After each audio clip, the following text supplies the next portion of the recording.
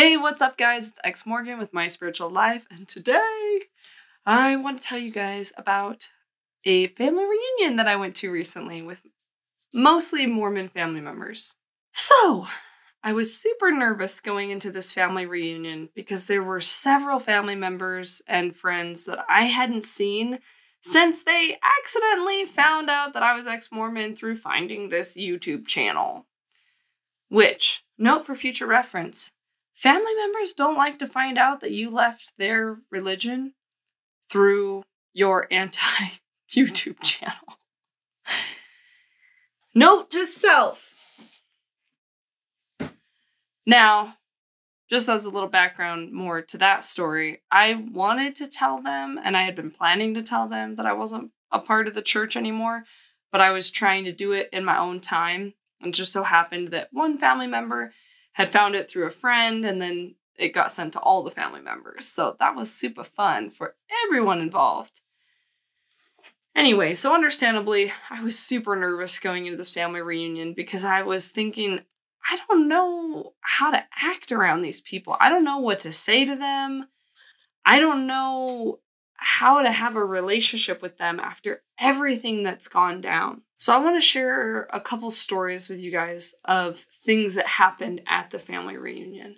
And I want to preface these stories too with, like, I love my family. I had a great time at the reunion. People in general were super nice to me and super accepting. I'm very lucky that I'm not a Jehovah's Witness. Sorry, friends.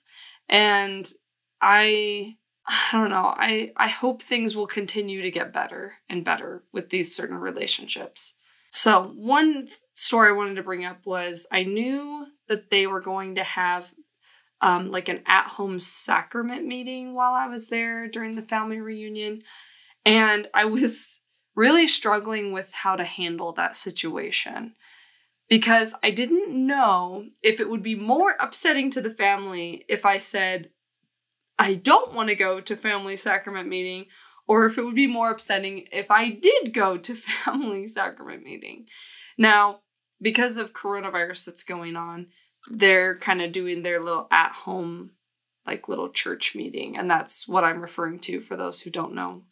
And anyway, so I had gone back and forth because I felt like I was kind of screwed either way, and not because anyone was gonna be like openly mean or rude or anything like that, but because I didn't know what would be the least offensive to everyone involved. Because I'm like, okay, imagine this, like if they're having their little sacrament meeting and I just show up and I come for it, are they gonna be happy that I'm there, or are they going to feel kind of violated since they know I have an Ex-Mormon YouTube channel? They know I don't believe what they believe. Like, are they going to feel like I'm violating their special space of worship? And I didn't want to do that, right? So that was the one perspective I had. The other perspective I had was, if I say no, then what are they going to think about me? Like, are they going to think I'm just so far gone, or I'm so above them, or I'm just so against religion, or like, what are they gonna think? And again, this is me getting way too involved in what they think and not enough of me asking, what do I want to do?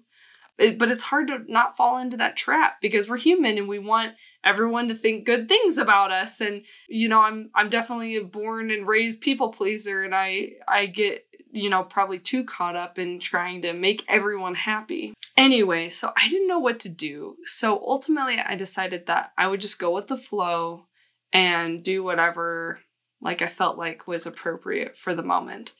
And at the family reunion, there was a room that I was staying in, and like next to that room was where we would all hang out, and that's where they decided to have the sacrament meeting. And family members had told me, like, hey, if you want to come, you can, you don't have to. Like, no one was like pressuring me or anything like that, which was great. I was super grateful. And so I decided, like, okay, everyone's already in here. This is where it's happening. I'm just going to let it happen. And, you know, I'll leave if I need to, which, again, I still felt like, I don't know, leaving in the middle of it would probably look worse than just not going at all. I don't know.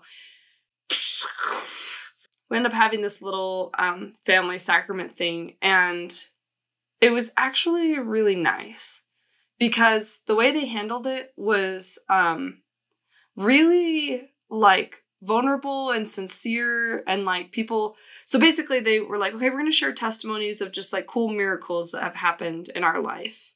And I was like, okay, like I don't want to let this trigger me just because it could.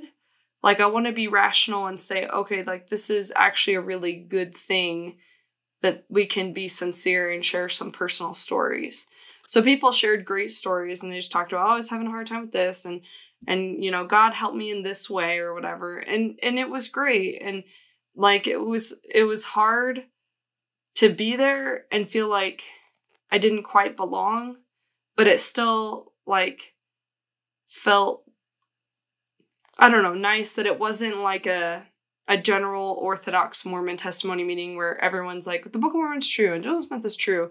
It's hard to sit through that when you're an ex-member, because those things that you used to profess are now kind of offensive to you, because they meant so much. Like Book of Mormon and Joseph Smith, they meant so much to me growing up. And now it's like hurtful to hear people say like, oh yeah, these things are true, when you feel like your whole life you were kind of not really taught the truth about those things. So it's hard, but it wasn't like that, which is why I was so grateful.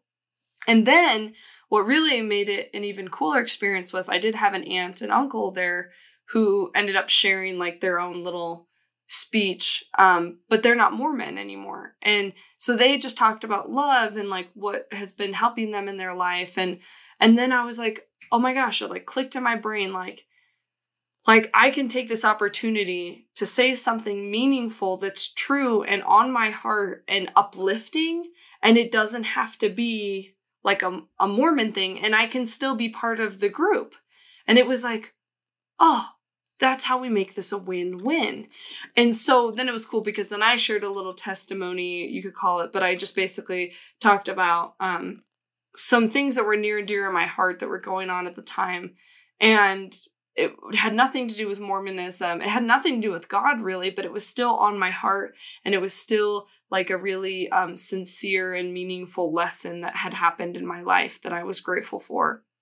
And it just felt so cool to be able to share that with everyone and to have that space where they were loving enough to let me share, right? Despite being, you know, not of the religion anymore.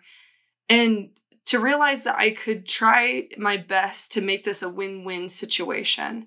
Because ultimately, I could have sat there at the family reunion and whined and complained and, oh, I can't believe they're doing sacrament here and da-da-da, and like, how dare they, or whatever. Like, I could have had a really negative attitude about it. But instead, it was like I learned a way to make it a win-win. Like, how can I make this fun for me as well? And it was like, it was just cool that I was able to do that. And I'm seeing more and more how we can try to incorporate that, and it makes situations with family members so much better than it would be otherwise. So that was cool. It ended up being like a cool experience that I was grateful for. The next story I wanted to share about was there was a friend that I was visiting while I was there that I hadn't seen since the whole Ex-Mormon YouTube channel debacle, and she had ended up saying some stuff to me like, we really want you guys to come visit more, like we really want to spend more time with you guys. And she was being so sweet and so considerate and so caring. And yet in my head, because I've experienced so much trauma around rejection and backlash from religious family members or friends, I found myself like wanting to expect the worst. That she was just saying that to make me feel better or to boost herself up or like, to, you know, like maybe virtue signaling. Like in my head, I couldn't wrap my mind around the fact that maybe she was being sincere. And I do think that she was, the more I've thought about it since. But because I've just been so hurt in the past. And I noticed that that's a common theme that we struggle with as ex-religious members, is that it's hard for us to trust people even when they are being totally sincere. It's hard for us to trust members of the religion because we've experienced so much hurt.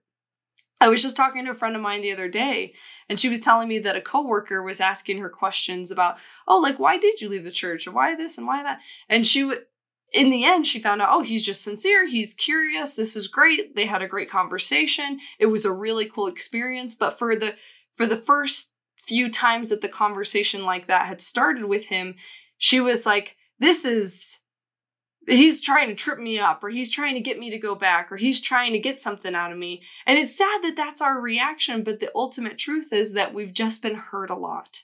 And so sometimes we want to expect the worst, and it's just us trying to protect ourselves from more rejection. I think what this was a good reminder of for me at this family reunion is that maybe assuming the worst of everyone isn't always the right answer.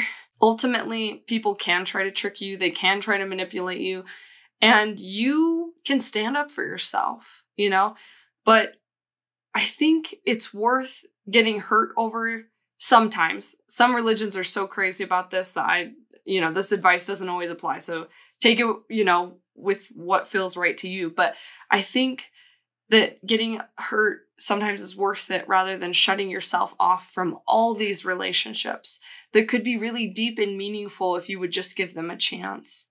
It is sad that it's our reaction to want to assume the worst, but we also have to be compassionate with why that is, and it really is just coming from a place of trying to protect ourselves, and that's okay.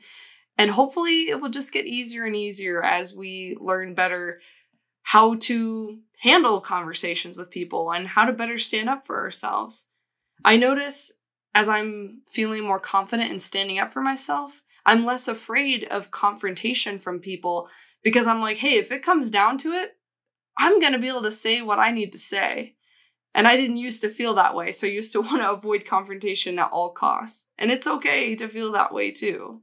Anyway, I think that was a cool takeaway from this reunion, to just remind myself, like, hey, we want to project and assume the worst sometimes, but that's not always the case. And sometimes you got to give people a chance. And I think it's really important because there's a lot of healing that's needed between the Mormon and ex-Mormon community and other religious and ex-religious communities as well. Another thing that I learned from this family reunion is that you really can still have authentic connections with each other if you're willing to sympathize with each other's pain, even if you don't agree. So I had a family member who is very morally abhorrent against wearing masks because of the whole coronavirus situation and everything. Now, do not start an argument in the comments about masks or no masks, because we get that enough on Facebook. So this is not what this is about. Don't even start a thread about it. I'll just delete it. But she's very abhorrently and morally against masks for her own reasons.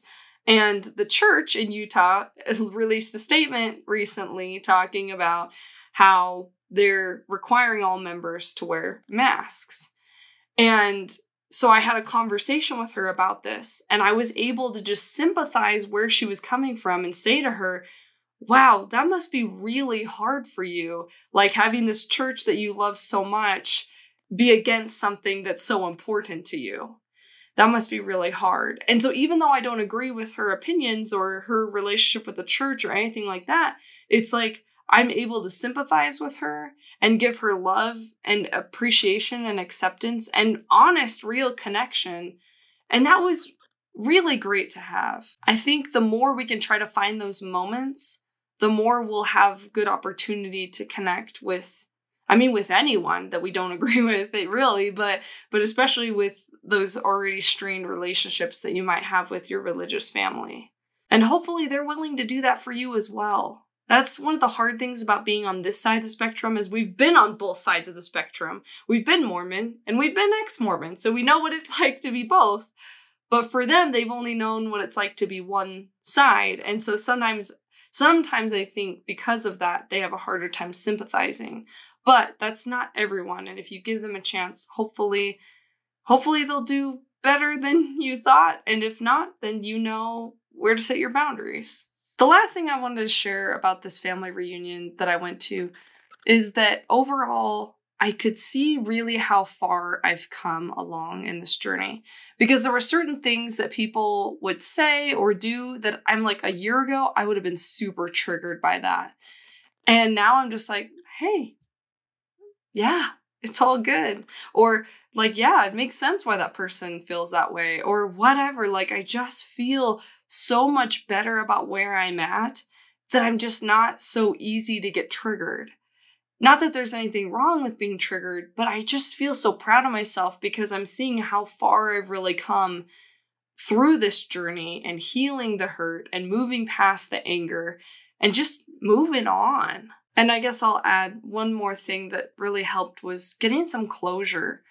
Finally seeing these family members that I haven't been able to see since the whole blow up with the YouTube channel, and actually interacting with them and talking with them, it felt like, okay, like finally got this over with and we can, it doesn't have to be so awkward anymore. Like, okay, we've talked, we've hugged, like, you know, that not to say that things won't happen or there won't be frustrations moving forward, but it did feel like I got some closure around what they think of me or how they would treat me or whatever. So to sum it up, I'm really proud of myself. I'm seeing how far I've come. It's been so hard, but it's just getting easier and easier now and just feeling much more, I don't know, just chill and automatic. And so I hope that you guys can all know that that can happen for you too if you just keep trying. Just keep trying to get better. Keep trying to voice your feelings in the appropriate settings. Learn to stand up for yourself and set good boundaries, and we'll get better and better, and it will get easier and easier, and other people just get more used to the fact that you're not religious anymore, and it's not such a shock, and they're not constantly freaking out about it because they've had time to adjust. Overall, I walked away from that family reunion feeling like it just went so well, and I had so much fun connecting with people that I've really cared about for so long, and I'm actually looking forward to visiting again, or maybe even more often than I thought previously. So anyway, we'll see how it goes. Thank you guys so much for watching this video. Please comment down below how your interactions with your family members have gone at family reunions and things like that. I know I'm pretty lucky as far as the rejection and things go. It's been really hard for me, but I know as far as all the stories I've heard that I'm pretty lucky. So I'd love to hear more of your stories though. And thank you guys again for your support on this channel. Huge thanks to our Patreon supporters who we could not do this without. And we'll see you guys in the next video. Bye.